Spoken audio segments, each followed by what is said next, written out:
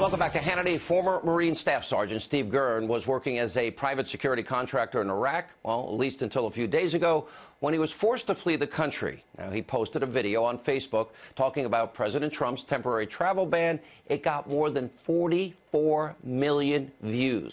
Watch this. I'm currently in Iraq, which is one of the countries that were on the list. And there's been a lot of discussion about the executive order. Obviously, in the United States, there's lots going on, and over here, there's a lot going on as well. Just a lot of things you all don't see. So the other morning, we were having a discussion on the executive order, and a lot of the Iraqis obviously showed their displeasure in this executive order, and why they feel like they've been betrayed by the United States and so on. I listened to what they had to say, and after they were done, yelling and screaming about their opinion on things, I asked a simple question, and I got an answer to that simple question, and I got it without hesitation. My simple question was, as an American, if I went out in town right now, would I be welcome? And they instantly said, absolutely not, you would not be welcome. And I said, okay, so what would happen if I went out in town? And they said, the locals would snatch me up and kill me within an hour. I'd be tortured first, and after they were done torturing me, I would probably be beheaded.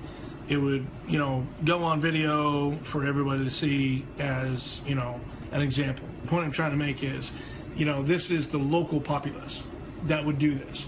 This isn't ISIS. This isn't Al-Qaeda. This isn't the PMU. This isn't a militia from the Iranians or anything like that. This is the local populace that would do this. So my question to them was pretty simple then after that. If you would do this to me in your country, why would I let you in my country? Because all this means to me is that if you have the opportunity to take the life of an American, you would do it.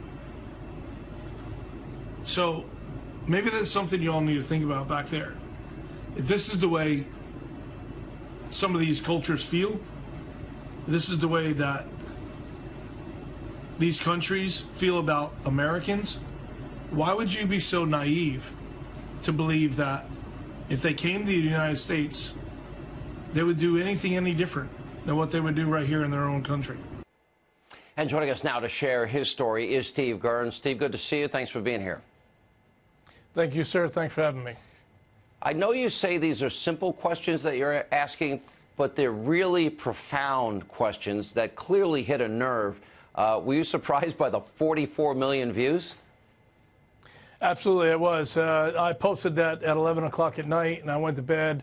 I got up at 05 the next morning to get ready for mission.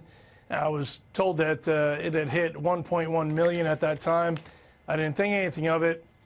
I kind of laughed it off, and I went out on mission, got my weapons, and came back from mission, put my weapons up, and was figuring about that time it was around 5 million views, and I was expecting, obviously, a call on the radio to make it to the office.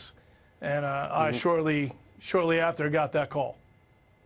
All right, so you really were advised this had gone so viral and people now know what you look like. You were sent home. Is there any chance you get to ever go back? I don't know what the intentions are of the company I'm currently working for or employed by.